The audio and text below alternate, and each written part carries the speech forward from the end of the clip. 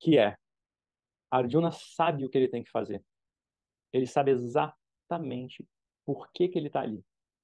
Mas o coração dele diz, cara, eu não quero fazer isso. E quantos de nós, né, que poderá dizer que nunca sentiu isso? Que é, você sabe exatamente o que você precisa fazer, mas você não quer nem um pouco fazer. Tipo, até numa coisa meio retardada. Tipo, até numa coisa simples, boba. Por exemplo, você sabe que você precisa fazer exercício, vai ser bom para sua saúde, né, para manutenção do seu bem-estar. Mas vem aquela sensação de tipo, ah, não, hoje não, segunda-feira, né? Caramba, né? Pô, 6 da manhã, dorme um pouco mais. Não, então tem um conflito entre o seu lado racional e o seu lado emocional, né? Como alinhar essas duas coisas?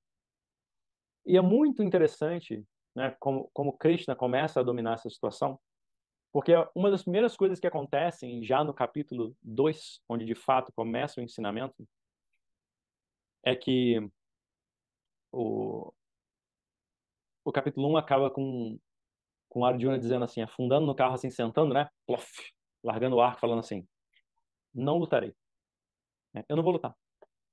E ele dá uma série de excelentes argumentos. Ele fala, não, porque como que eu posso levantar um arco contra o meu professor? Foi ele mesmo que me ensinou. Como que eu posso sequer pensar em matar o meu avô? Isso deve ser até pecado, uma coisa horrorosa. E quando a gente começa a matar os membros da sua própria família, isso é uma coisa horrorosa, né? Que exemplo eu estou dando para as outras gerações? Quando o Dharma, né, aquilo que é correto, se desfaz, o caos toma conta do mundo. Então é uma coisa, uma visão apocalíptica aí, né? Que Arjuna começa a criar dentro dele para justificar essa sensação, né? Tipo, ah, não, de repente eu não deveria fazer isso que eu vou fazer. E esses argumentos, apesar de bons, eles não têm sentido. Nem o argumento da não violência, nem o argumento de tipo, ah, é melhor deixar esse povo se resolver, eu vou para a floresta, nenhum deles. E tanto é que Krishna chega para ele, a primeira coisa que Krishna fala para Arjuna, às vezes impressiona as pessoas, porque fala assim: rapaz, deixa de ser bunda mole e vai matar esse povo. Ele diz exatamente assim, né? Mas ele diz exatamente isso. Eu posso ter parafraseado aqui um pouco, mas é mais ou menos isso. E aí ele, calma, né? Como que é assim e tal, mas como que eu posso? Veja bem, não sei o quê. E nessa confusão, acontece uma coisa muito importante para a relação de Krishna e Arjuna nesse momento, que é o seguinte: Arjuna olha para Krishna e fala: eu me vejo completamente incapaz de tomar uma decisão. Eu não sei se eu quero matar ou morrer. Quando o camarada diz isso, é porque ele está perdido, né? Porque ele não tem nem valor mais pela própria vida, percebe? Então, por favor, Krishna, me ensine. Eu sou o seu discípulo. Me diga o que é que eu tenho que fazer. E a partir desse ponto, Krishna começa o ensinamento da Bhagavad Gita, que demora 18 capítulos para se concretizar. E no meio do caminho, fala um pouco de tudo. No capítulo 2 começa falando sobre ação, sobre como que a gente acha que a gente produz o resultado de uma ação.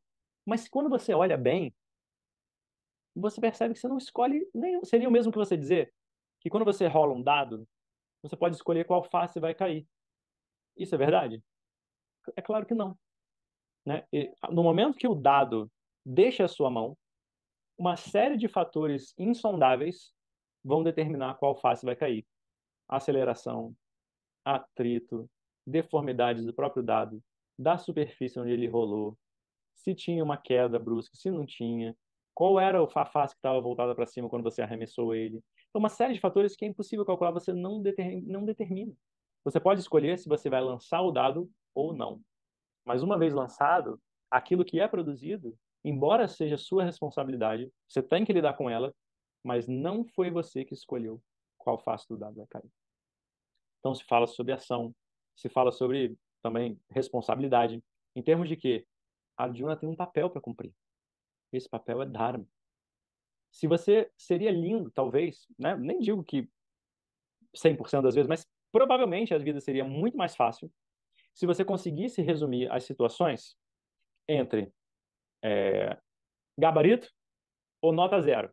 Tipo, nota 10 ou nota 0. Você olha uma situação como um conflito, né, com seu pai, com sua mãe, com seu filho, com seu professor, um conflito no seu trabalho, né, uma questão moral, um dilema, e você, com clareza, você vê que essa escolha é horrível e essa escolha é excelente. Cara, imagina por um momento se desse para fazer isso na vida inteira.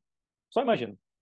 E, provavelmente ia ser assim, é, bem fácil a vida, né? Mas o que acontece é que não é, né? O que acontece é que não é. E sendo assim, a vida é feita de altos e baixos.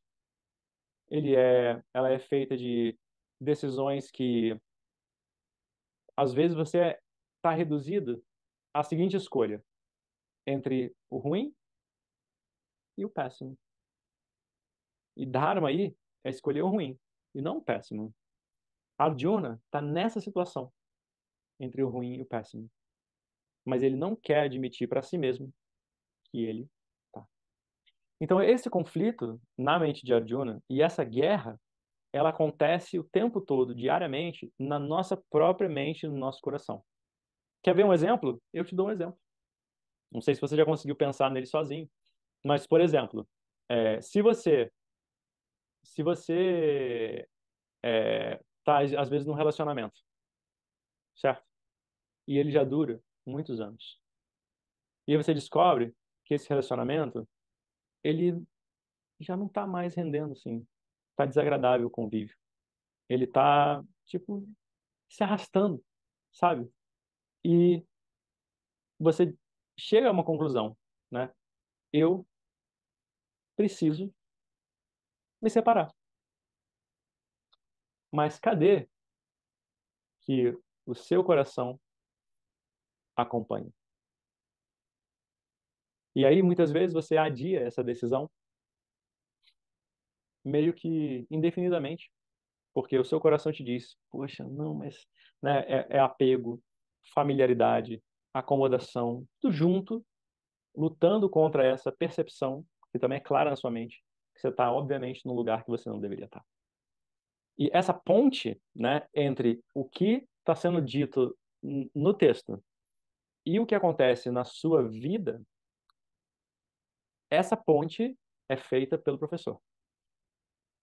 Para que, porque o risco, né, de estudar esse texto por conta própria é sem condições, simplesmente sem condições, porque vai, na melhor das hipóteses, não vai entender nada. E essa é a melhor das hipóteses, né?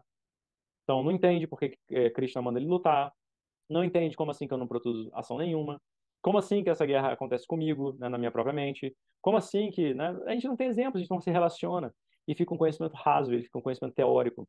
E enquanto, né, eu criei um bordão, ele rima, mas ele não é muito legal não, porque, né, assim, yoga, enquanto teoria, é uma bela porcaria, é o que eu diria. Porque é uma grande perda de tempo. Yoga não é filosofia, yoga é um manual de instruções para a vida. Ele está aí para responder questões que ou que a gente nem sabia que a gente tinha, ou que cujas respostas a gente não conseguia achar. Então é uma coisa muito bonita, realmente. E já uns 22, 23 anos que eu estou em contato com isso, e eu nunca deixo de me surpreender o quanto isso é atual, o quanto isso é poderoso, né? E o quanto as pessoas me lembram disso, né? Quando elas entram em contato com isso e elas estão nas aulas e elas dizem, cara, então você não sabe, é o que o pessoal da formação também diz, né? Você não sabe o quanto que isso mudou minha vida. Você não sabe, você não tem ideia da diferença que isso está fazendo na minha casa, na minha família, nas coisas no meu modo de ver as coisas e tal. E realmente eu não sei, né? Eu não estou lá, né? Mas cada pessoa sabe o tanto que se transformou, o tanto que, né? Às vezes isso são portas abertas, né? Porque, cara, tudo que a gente tem nessa vida, tudo que a gente tem nessa vida é a forma da gente ver as coisas. A forma de a gente ver os acontecimentos são muito mais poderosas do que o acontecimento em si. Muito mais. Não importa o que a vida atire em você. Se você souber como assimilar isso, e ainda que você se entristeça, que você se recupere com rapidez e solidez e saia mais forte, você está bem, percebe? Não sei se dá para notar isso. Ok. Ahm, e, e, enfim, é meu prazer realmente poder estar aqui, né? Zero sacrifício estar aqui quarta-feira antes de feriado, né?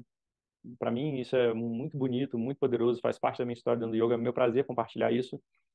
E por isso, às quintas-feiras, às 8 da noite, nessa não, que é feriado, eu já dei essa aula essa semana, às quintas-feiras eu estou seguindo com esse estudo da Bhagavad Gita, explorando cada um desses assuntos e trazendo para a percepção diária, sempre que é possível, para as questões que nos incomodam, para os conflitos que são reais, né?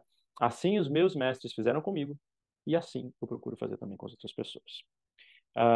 Abro agora também para dúvidas ou questões, mas não sem antes de abrir para vocês também um convite para quem se sentir preparado, né, corajoso, corajosa para essa jornada, que me acompanhe nessas aulas de quinta, das quintas-feiras às 8 da noite.